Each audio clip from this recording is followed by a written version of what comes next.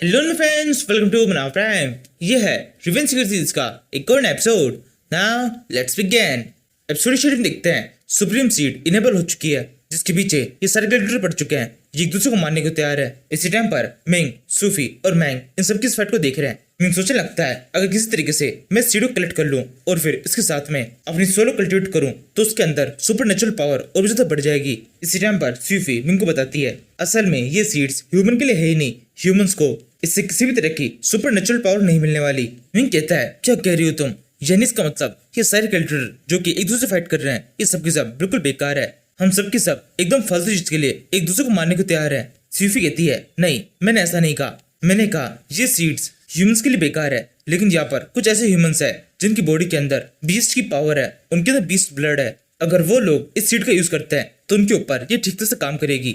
इसे तुम एक तरह से एक कंडीशन मान सकते हो। अगर इस सीड का यूज करना है तो बॉडी के अंदर बीस्ट ब्लड होना चाहिए। ये सुनकर मिंग सोचने लगता है, ये तो काफी शानदार है। मेरे पास में उस ड्रैगन की पावर है, यानी इसका मतलब मैं इस सीड को यूज करने के लिए क्वालिफाई हूँ। मैंग कहता है, बीस्ट ब्लड होने का भी क्या फायदा?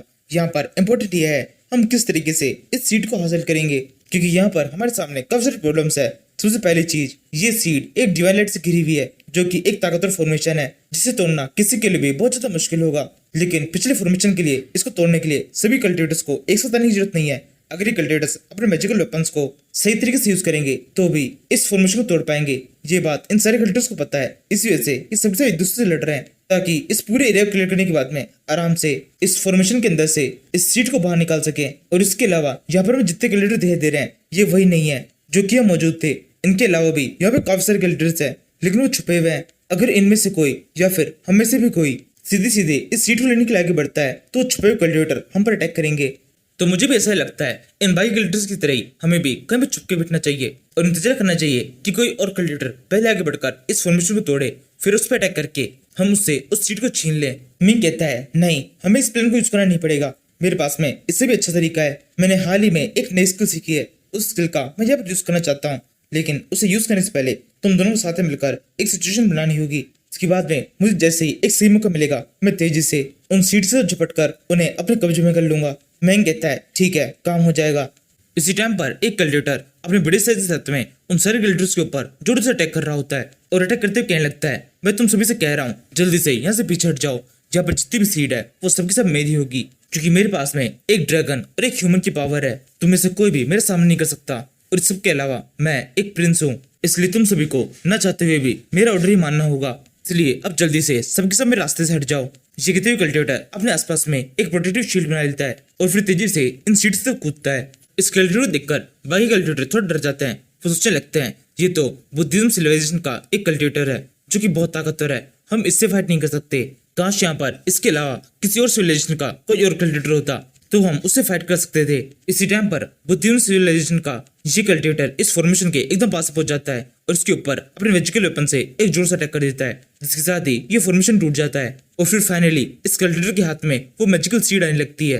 कल्टिवेटर उसे लेने के लिए अपना हाथ आगे बढ़ाता है, तभी उसे अपने पीछे की साइड में एक एनर्जी फील होती है। ये एनर्जी हमारे हीरो मिंग की है, जो कि एक ड्रैगन फॉर्मेशन के अंदर है और काफी तेजी से इसकी तरफ बढ़ रहा है। इस कल्टिवेटर की तरफ बढ़ते हुए मिंग जल्दी से अपनी फॉग स्किल यूज करता है, जिससे उस पूरी जगह फॉग वक्त छा जाता है, किसी को भी कुछ दिखाई देना नहीं देता। वो कल्टिवेटर कहने लगता है, ये क्या हो रहा है? अचानक से मौसम खराब कैसे हो गया? हमें कुछ भी दिखाई नहीं दे रहा। ये सब कुछ इस फॉग के कारण है। यहाँ पर ये फॉग किसने फैलाया है? इसी टाइम पर मिंग इस कल्टिवेटर के एकदम बस्सा में पहुंच जाता है और उसे कहने लगता है, मुझे तुमसे यही उम्मीद थी, कोई ताकतवर सेट का ताकतवर कल्टिवेटर ही इस फॉर्मेशन को तोड़ सकता था। तुमने इसे तोड़कर ये प्रूव कर दिया है तुम्हारे अंदर ये सब कुछ खूबियां हैं। ये कहते हुए मिंग उस कल्टिवेटर के एकदम हाथ में आती हुई पिल को उससे दूर ले जाता है। कल्टिवेटर कहने लगता है, बिल्कुल चुप रहो, मुझे बस मेरी वो पिल दे दो, मुझे बहुत जोर से उस सीट की जरूरत है। ये कहते हुए बंदा बहुत तेजी से मिंग की तरफ बढ़ने लगता है। मिंग उसे अपनी तरफ दिख रहा होता है, तभी उसे फील होता है उसकी पीछे की साइड में भी कुछ है। मिंग पीछे देखता है, पीछे एक पोर्टल ओपन हुआ है जिसके अंदर से एक बंदा बाहर निकल रहा है और वो मिंग की तरफ ही बढ़ रहा है। मिंग के पास में आकर ये मिंग भी एक मुक्का मार देता है, जो भी मिंग भी इसे मुक्का मारता है। दोनों के मुक्के एक दूसरे टकरा देते हैं, लेकिन मिंग के मुक्के में ज्यादा जान है। ये मुक्का पड़ते ही वो दूसरा कल्टिवेटर दूर जाके गिर जाता है। मिंग इस मुक्के से खुद संभाल रहा होता है, तभी पीछे की साइड से ये दूसरा कल्टिवेटर मिंग पे अटैक कर देता है और मिंग के ऊपर एक रख के मुक्का मारता है। इस मुक्के के जवाब में मिंग एक जोर से लात मार देता है और इस बार भी मिंग की किक के अंदर ज्यादा जान है। वो कल्टिवेटर जितनी तेज रफ्तार में मिंग की तरफ आया होता है उससे भी तेज मिंग से दूर भाग जाता है। जी देखकर कुछ कल्टिवेटर जो कि उस टावर के अंदर नहीं आए थे उन्हें मिंग की पावर का एहसास होने लगता है। इनमें से एक कहता है ये लड़का तो बहुत ज्यादा ताकतवर है, इसने बुद्धिज्म सिविलाइजेशन के एक कल्टिवेटर को इतनी आसानी से हरा दिया। इसके बाद में इसे पावरफुल कहने के लिए किसी और प्रूफ की जरूरत नहीं है। तभी सारे कल्टिवेटर देखते हैं इन दोनों कल्टिवेटर्स ने अभी हार नहीं मानी है, ये मिंग से फाइट करने के लिए तैयार है। मिंग इनमें से एक तरफ देखता है और उसे कहने लगता है बच्चे क्या तुम मुझसे फाइट करना चाहते हो? यहाँ पर काफी सारी मैजिकल सीड्स है, अगर हम सब की सब एक एक ले लेंगे तो भी सबके पास में आ जाएगी, इसलिए मुझे ऐसा लगता है आपस में फाइट करने की जरूरत नहीं है। लेकिन फिर भी अगर तुम्हारा फाइट करने का मन है तो मैं तुम्हारा दिल नहीं दुखाऊंगा। ये सुनकर ये कल्टिवेटर, और ये वही कल्टिवेटर है जो कि उस टावर के अंदर भी मिंग के ऊपर अटैक किया था। उस फाइट के अंदर मिंग ने इसके ऊपर पॉइजन मारा था और उसके बाद में ये बंदा वहां से भाग गया था। मिंग के पॉइजन का असर अभी भी इसके हाथों पर है। ये बंदा सोचने लगता है इस लड़के के पास में कुछ खास पावर नहीं है, केवल इसका पॉइजन ही है जो कि किसी तरीके से इसे फाइट में जीत दिला सकता है। उस टावर के अंदर भी ऐसा ही हो रहा था, ये अक्सर ही उस पॉइजन का यूज कर रहा था किसी को मारने के लिए। वैसे तो मेरे ऊपर इसके पॉइजन का इफेक्ट हो चुका है, मेरी पावर थोड़ी बहुत कम है, लेकिन फिर भी मुझे लगता है मैं इसे हरा सकता हूँ। लेकिन फिर भी मैं इससे फाइट नहीं करूंगा, जब मेरे को सीधे सीधे वो सुपर नेचुरल सीड मिल सकता है तो बेकार में इससे फाइट क्यों करूं? यही सोचकर ये लड़का यहाँ से चला जाता है। लेकिन मिंग की ये बात इस दूसरे कल्टिवेटर को समझ में नहीं आती। ये मिंग के ऊपर तेजी से ट्रैकिंग के लिए आगे बढ़ता है और चिल्लाए कहता है ये लड़के जल्दी से वो सीड मेरे हवाले कर दे, वो सीड मेरी है। मिंग कहता है नहीं, बिल्कुल भी नहीं, ये सीड मेरे लिए भी बहुत ज्यादा इंपॉर्टेंट है। अगर अब तुम यहाँ पर सीधे सीधे नहीं मारोगे तो मुझे तुमसे फाइट करनी पड़ेगी। ये कहते हुए मिंग अपना थोड़ा निकाल देता है और उस कल्टिवेटर के ऊपर एक मुक्का मार देता है। कल्टिवेटर अपने हाथ से इस तरह को रोकने की कोशिश करता है। ये देखकर नीचे खड़े कल्टिवेटर बोलने लगते हैं यहाँ पर जो ब्लैक ड्रैगन प्रिंस है वो बहुत ज्यादा ताकतवर है, उसकी फिजिकल बॉडी बहुत मजबूत है।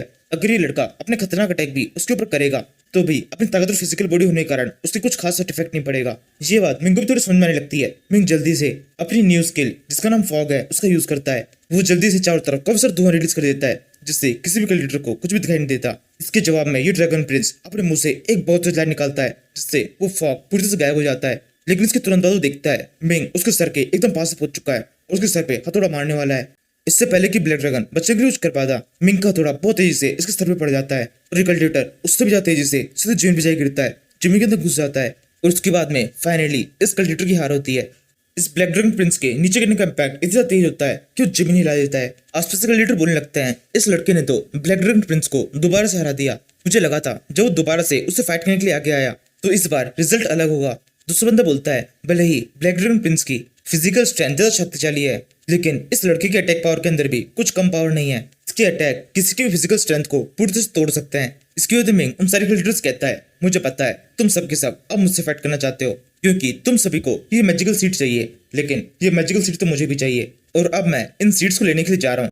अगर किसी को भी मुझे रोकना है तो वो आकर मुझसे फाइट कर सकता है। ये सुनकर वो कल्टिवेटर थोड़ा डर जाते हैं और मिंग के साथ में कॉन्फ्रेंस कर लेते हैं क्योंकि इन्हें पता है जब मिंग सीड लेके चला जाएगा तो उसके बाद में भी कई सारी सीड बचेगी जिनके लिए वो आपस में लड़ सकते हैं। इस तरीके से सभी कल्टिवेटर्स के हार मानने के बाद में मैंग और स्यूफी तेजी से उन सीड्स की तरफ भागते हैं और एक ही झटके में उस फॉर्मेशन को तोड़कर सीड्स को लेकर वापस आ जाते हैं। जितेकर मिंग कहता है यानी कि हमारे यहाँ काम पूरा हो चुका है, हमारे पास में सीड्स हो चुकी है, तो अब मेरे लिए अच्छा होगा मैं भी यहाँ से निकल लूँ और फिर किसी सेफ जगह पे जाकर इस सीड के साथ में कोई बढ़िया सा कल्टिवेशन करूँ। ये कहकर मिंग भी वहां से निकल जाता है। इसके बाद में बाकी बच्चे कल्टिवेटर सोचने लगते हैं कि उन्हें किस तरीके से इन सीड्स को आपस में बांटना है और यहीं पर इस सीरीज का एपिसोड खत्म हो जाता है। Thank you for watching.